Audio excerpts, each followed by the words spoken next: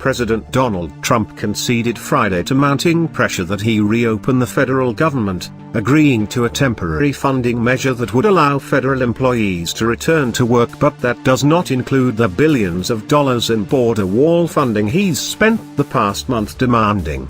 The outcome of the 35-day standoff leaves Trump politically chastened.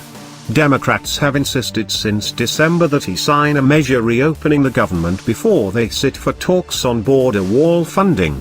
After weeks of resistance, Trump agreed to just that on Friday, rendering the past month of stalemate a futile exercise in brinkmanship that left hundreds of thousands of federal workers unpaid and anxious.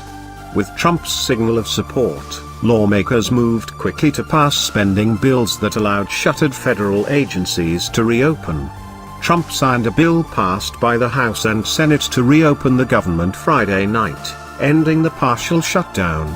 In his Rose Garden remarks, Trump did not appear conciliatory, nor did he concede defeat. Instead, he continued to paint the matter as a national security crisis and said another shutdown is possible if lawmakers cannot agree to new border wall funding.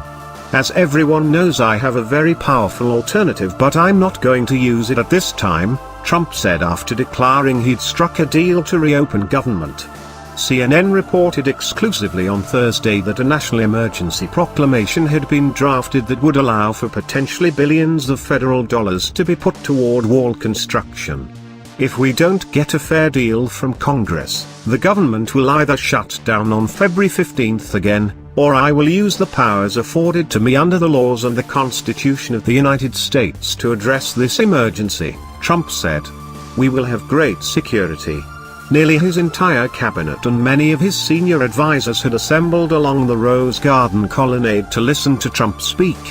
They offered enthusiastic applause during his speech, which Trump opened by saying he was very proud to announce today that we have reached a deal to end the shutdown and reopen the federal government.